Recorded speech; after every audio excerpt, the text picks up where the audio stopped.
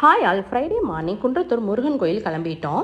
Early morning 5 o'clockலாம் எழுந்திரிச்சு curd rice mint pulao எல்லாமே வந்து ரெடி பண்ணி பேக் பண்ணி வச்சுட்டு என் பொண்ணு வர்ஷாக்கு வந்து 6:40க்கு ஸ்கூல் வேனு. அதனால் அவளை ஸ்கூல் வேனில் அனுப்பிட்டு கிளம்புறதா பிளானு. நாங்களும் என் தம்பி ஃபேமிலி தான் போயிருந்தோம்.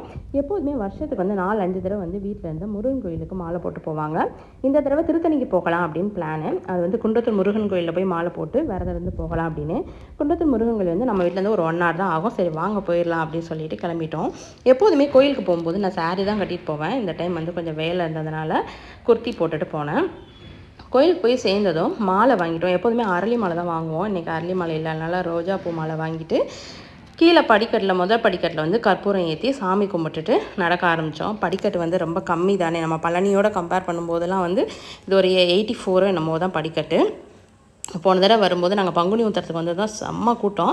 இந்த மாதிரி முருகனை அலங்காரம் பண்ணி வள்ளி தெய்வானையோட என்ட்ரன்ஸ்லேயே வச்சுருந்தாங்க. அது பார்க்குறதுக்கே அவ்வளோ அழகாக இருந்துச்சு. கூட்டமே இல்லை, நல்ல தரிசனம், செம்ம தரிசனம். சாமி போட்டு பிரசாதம் வாங்கிட்டு கொடிமரத்தில் வந்து விழுந்து கும்பிட்டுட்டு அதுக்கப்புறம் இறங்கி வர ஆரம்பிச்சிட்டோம். அந்த இடத்துல நாகம்மன் அந்த மரம் இருக்கும் பார்த்தீங்களா, விருச்சகம், அதில் மட்டும் சுற்றிட்டு கீழே இறங்க ஆரம்பிச்சிடும். அந்த வளையல் கடையை பார்க்கும்போது ஒரு பொண்ணு வளையல் கடை வச்சுருந்தாங்க. செம்ம கலர்ஃபுல்லாக இருந்துச்சு. அதில் வந்து இந்த ரெயின்போ கலர் வந்து ரொம்ப பிடிச்சிருந்துச்சி. நான் வளையலே முன்னாடிலாம் போட மாட்டேன், அம்மா திட்டுவாங்க. அதுக்கப்புறம் தான் வளையல் போட ஆரம்பித்தேன்.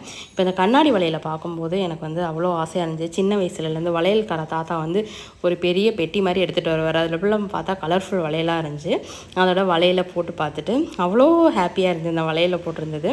அதோட ஒரு கொண்டு வந்து இந்த சாப்பாடை ஒரு நல்ல இடமா கிடச்சிச்சு. அங்கே உட்காந்து சாப்பிட்டுட்டு கிளம்பிட்டோம். வந்து கடை வந்து எப்போதும் போல் திறந்தாச்சு. இது வரைக்கும் நம்ம சேனலை சப்ஸ்கிரைப் பண்ணாதவங்க சப்ஸ்கிரைப் பண்ணிக்கோங்க ஃப்ரெண்ட்ஸ். தேங்க்யூ.